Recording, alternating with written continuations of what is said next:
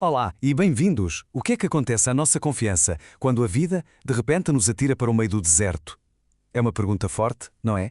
Hoje vamos mergulhar precisamente nisso, seguindo um comentário de Marie-Noël Tabout, que pega em 4 textos bíblicos e os tece à volta desta questão, que é, no fundo, uma questão muito humana.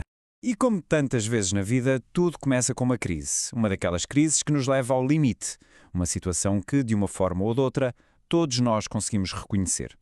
Ok, então, a nossa primeira paragem, vamos até ao deserto do Sinai. Tenta imaginar o cenário. Um povo que acabou de ser libertado da escravidão, estão a dar os primeiros passos em liberdade, mas estão rodeados por uma paisagem que não perdoa. Aquela euforia inicial da liberdade desaparece num instante e dá lugar a um pânico existencial. Porque, claro, a sede no deserto não é um desconforto ligeiro, é uma sentença de morte, uma questão de horas, talvez. E o medo, como tantas vezes acontece, transforma-se em raiva. A multidão vira-se contra o líder, contra Moisés. E as palavras que usam são de pura acusação. De repente, percebemos que a questão já não é a água, é a confiança. E aqui, olhem, isto é fascinante, não é? É um vislumbre da psicologia humana sob pressão. O medo literalmente reescreve a memória. De um momento para o outro, a vida de escravo, com as suas panelas de comida e água garantida, parece melhor do que esta liberdade perigosa. A segurança, mesmo que seja a de uma jaula, passa a parecer mais apetecível. Pronto, a água acaba por jorrar da rocha. A crise física, a sede, está resolvida. Mas o problema de fundo, esse continua lá. O milagre sacia a sede do corpo, mas não cura a ferida da desconfiança que se abriu no coração daquele povo. Aliás, a verdadeira crise nunca foi sobre a água, e a prova disso está nos 2 nomes que aquele lugar recebeu. Nomes que, vejam bem, ecoam até aos dias de hoje. O primeiro nome, então, é Massa. Significa prova ou desafio. Reparem na subtileza. Eles não pediram ajuda. Eles exigiram uma prova. Foi como se tivessem posto Deus à prova, a dizer, então, mostra lá o que vales. E o segundo nome é Meribá, que quer dizer querela, discussão. Isto já vai um passo além do desafio. É uma acusação direta. É, no fundo, o som de uma relação a partir-se.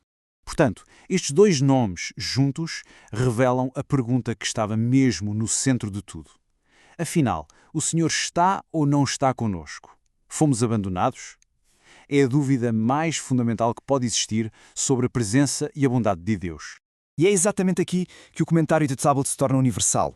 Quer dizer, isto deixa de ser apenas uma história antiga e passa a ser o arquétipo da dúvida humana.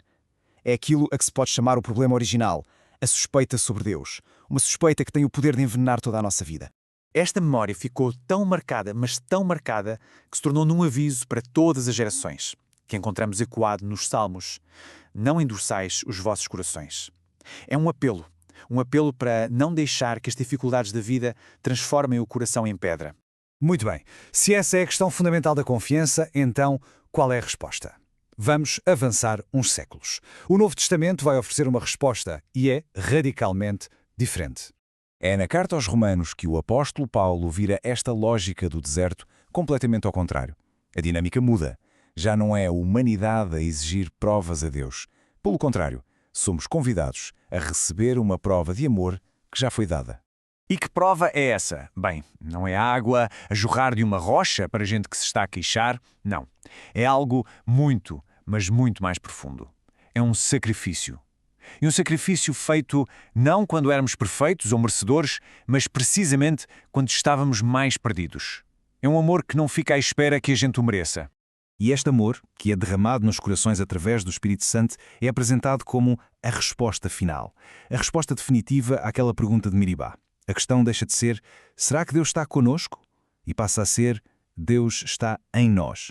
E isso transforma a dúvida em esperança.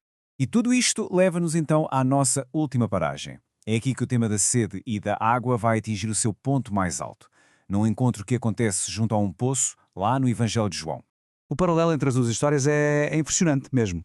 Aquela sede física do deserto evolui, transforma-se para uma sede espiritual, muito mais profunda. A água que salva da morte no deserto passa a ser um símbolo de uma outra água, uma que oferece vida eterna. E a cena começa de uma forma que já nos é familiar.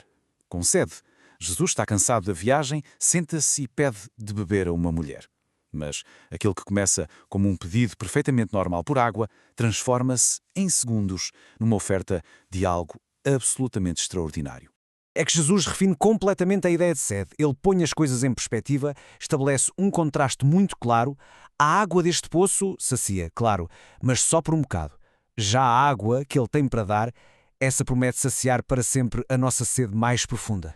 E o que é esta água viva? É uma metáfora para o próprio Espírito. E aqui está a grande mudança. A solução para a sede da dúvida já não é um milagre que vem de fora, como a água da rocha. É uma fonte que nasce por dentro. Uma fonte interior que jorra de dentro para fora. É uma transformação completa. E assim, se olharmos para trás, vemos a jornada completa. Começa com uma sede física, lá no deserto, que acaba por revelar uma crise de confiança brutal. E termina com uma oferta de água viva, que promete não apenas saciar a sede, mas transformar-nos completamente, de dentro para fora.